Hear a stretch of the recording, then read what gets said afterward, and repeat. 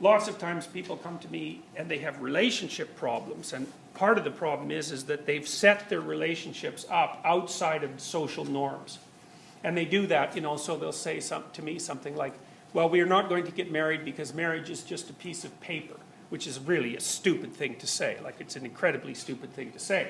But underneath that, there's this idea that they want to remain free of social constraints so that they can negotiate their own way. Like, if you're giving them credit for, you know, wanting freedom instead of just escaping responsibility. But the problem with that is, it's like, okay, good luck, try it. I don't know why you would assume that you have enough time in the 30 or 40 years that you're going to be pursuing relationships to actually figure out how they should run. You don't have a hope of that. And it's worse, too, because very, very few people can negotiate. You know, because here's the way it works. You either adhere to the social order, or you stand outside of it. As soon as you stand outside of it, you're in a chaotic place because there's no guidelines.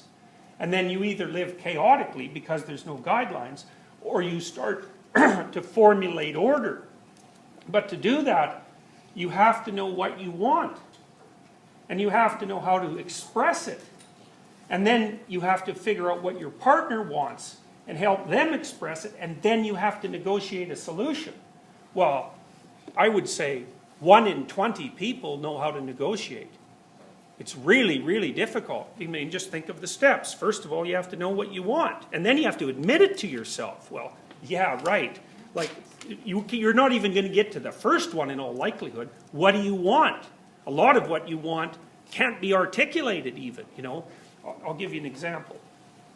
So there's a great study done a while back on the prediction of relationship longevity. Okay, so here was the question. How many negative interactions do you have to have per set of positive... Sorry. How many positive interactions per negative interaction do you have to have with your partner in order for the relationship to remain stable? Okay, so let's say you have 1 negative interaction to every 1 positive interaction, okay? Or maybe you have 10 negatives to every positive. Then you can imagine a different situation where you have 100 positive to 1 negative, right? Spanning the whole potential continuum. And you use that to predict relationship satisfaction and longevity.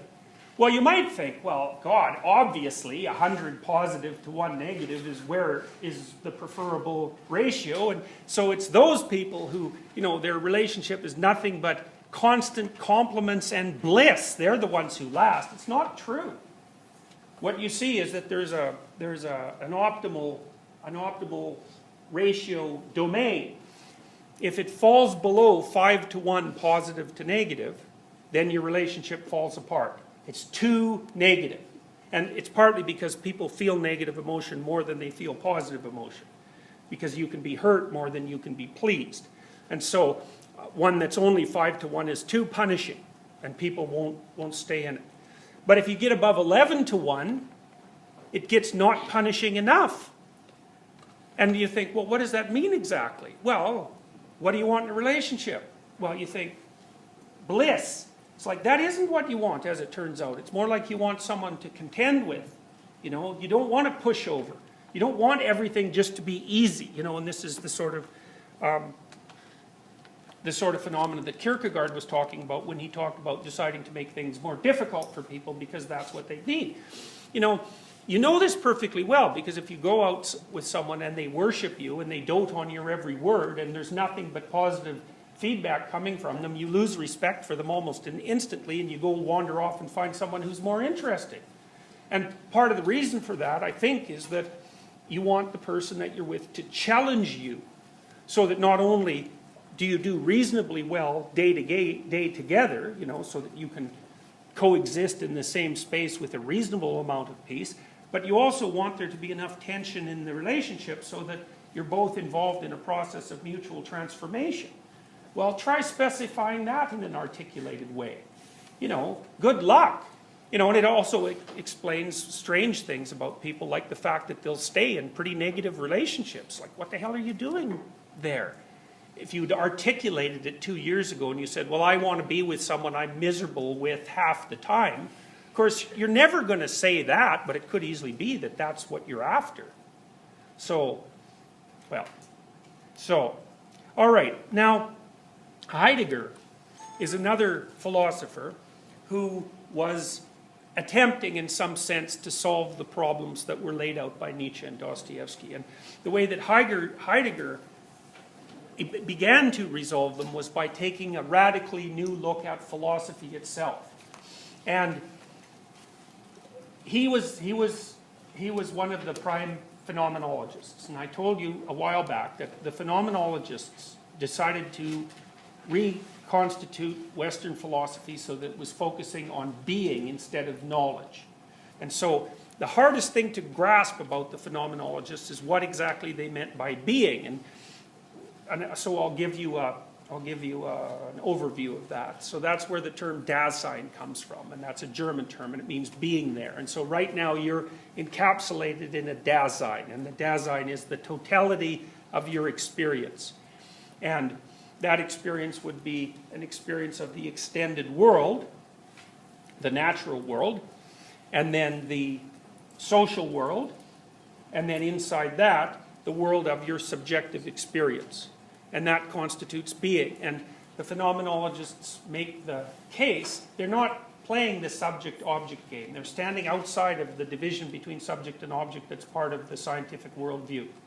So it's a real paradigm shift in that you can't use the rules from the old way of looking at things inside the new way of looking at things. You have to start with new presuppositions. So we might say, well, one of the things that you're going to do if you look at things phenomenologically is to assume that everything that you experience is real.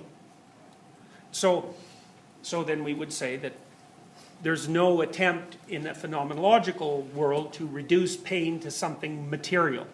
Pain stands itself as a phenomena. So does anxiety, so does joy. All the things that the scientists of consciousness call qualia, which are viewed by them as qualities of the objective world, aren't viewed that way by the phenomenologists. They just say those are primary elements of being. So it's a very interesting way of looking at things because it kind of allows you to reclaim the validity of your own experience. You can no longer say, well, that's only subjective.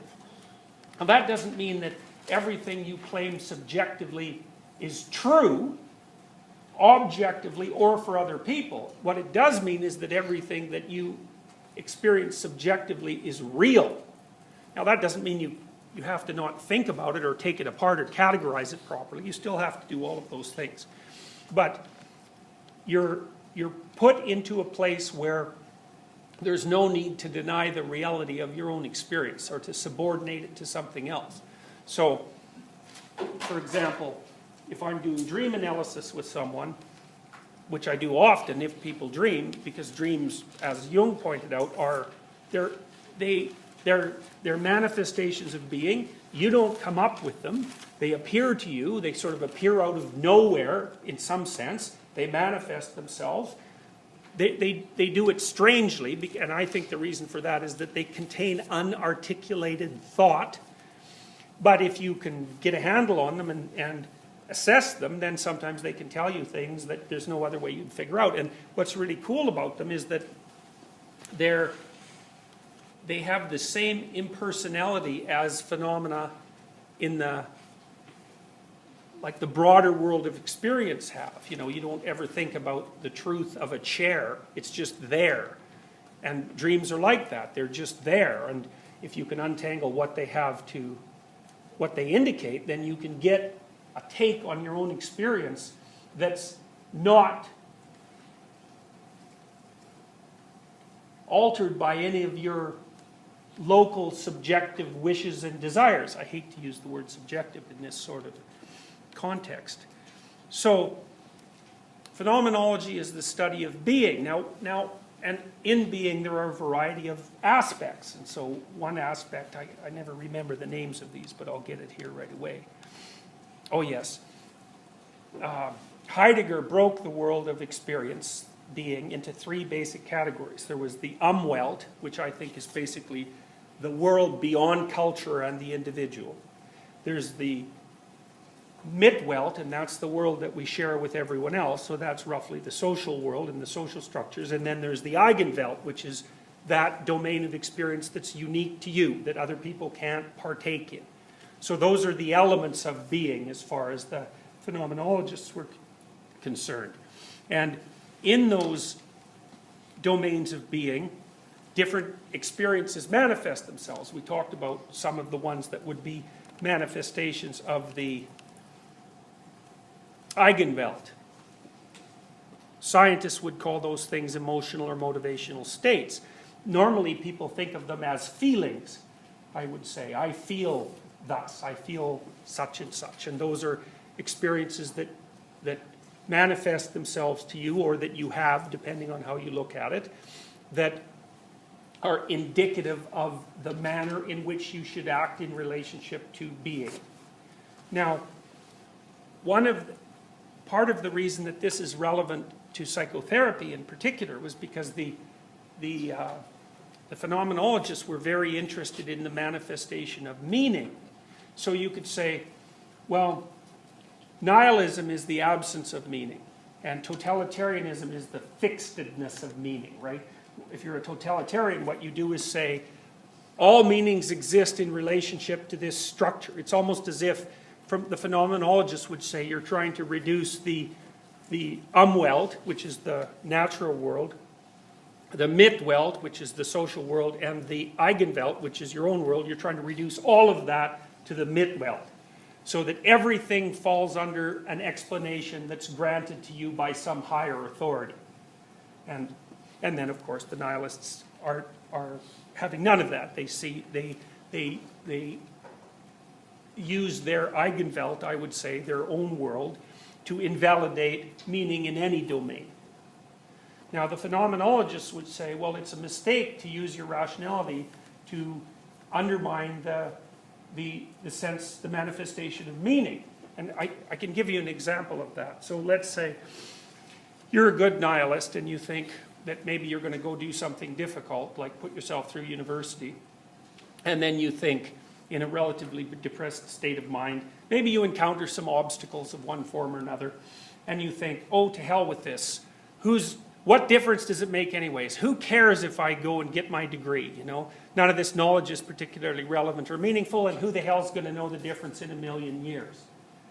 And so you think, well, that's a perfectly rational dismissal, because who is going to know in a million years? Or let's say, well, even if you could make a case that someone might know, there might be some effects left of you in a million years, then we'll just multiply it by 100,000 and go to 1 trillion years. So here you are, you're this little tiny speck on a slightly bigger speck in the middle of a galaxy that has God only knows how many billion stars, and then there's 1 billion of those galaxies, although there's way more than that, and they're spread across this tremendous expanse of time. And in the face of all that, who cares what you do? Well, what a phenomenologist would say is, okay, let's look at how meaning manifests itself when you alter your own private world in a variety of manners. So let's say you're trying to do something. Maybe you're working as a volunteer in a hospital helping sick kids. You know, you're reading to them so that they're distracted from their pain. And you say, well, in 1 trillion years, who's going to know the difference? And so you think, well, it's meaningless to do this. And the phenomenologist would say, if the frame of reference that you're using, like if you're transforming the way your being manifests itself so that it becomes meaningless and absurd, then you should try experiencing it in a different manner. So because a rationalist, in some sense, the phenomenologists say, a rationalist can't deal with the argument, what difference is it going to make in 1 trillion years, and here you are, a little dust speck among all these other dust specks. It's ultimately meaningless. A phenomenologist would say, maximize the meaning. That's the marker of truth. And it's a completely different way of thinking about it. So he would say, for example, that if you're going to a hospital and you're reading to sick children, that the frame of reference that you should use, the way that you allow that experience to manifest itself, should be such that the experience manifests itself so that it's as meaningful as possible rather than as meaningless. The idea being that just because you can twist your own experience so that certain elements of your being become meaningless does not mean that that's right. The fact that it becomes meaningless actually means that it's wrong. Because you see, it all depends on what you allow to be primary, and this is the phenomenologist's point. If you allow your strict rationality to be primary, then if it can attack something and destroy it, then that thing is worthy of being attacked and destroyed. But if you flip it around and you say, well, what you should be doing is interacting with your experience or allowing your experience to manifest itself in a manner that situates you most meaningfully in the here and now, whatever framework you're using to do that works is right. Well, it's a completely different way of looking at things. And it's a real escape from the pathology of rationalism. Because it isn't obvious that what you think should take priority. Now, the phenomenologists would go farther than that. They would say that, and this is something, so here's a way of thinking about it.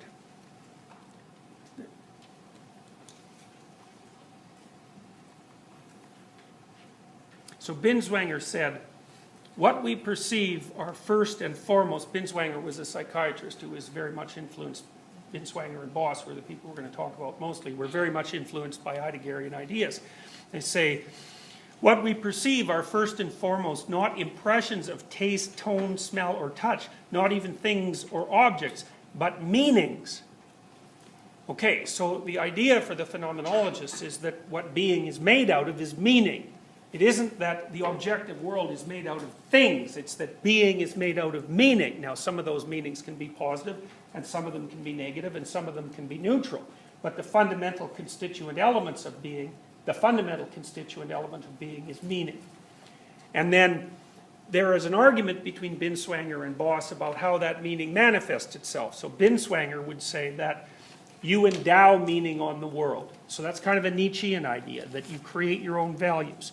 So that you have within you something he called an a priori ontological structure. It's a world design or a matrix of meaning that determines how the world manifests itself to you. Now, the easiest way to think about that is that, you're thrown into a particular time and place. That's another existentialist idea, and that's part of the absurdity of your life, is that you're here, now, in this particular context and situation. It's something you have to contend with. And that's true for everyone. There are arbitrary preconditions to everyone's being. And one of those arbitrary preconditions is the structure through which you look at the world.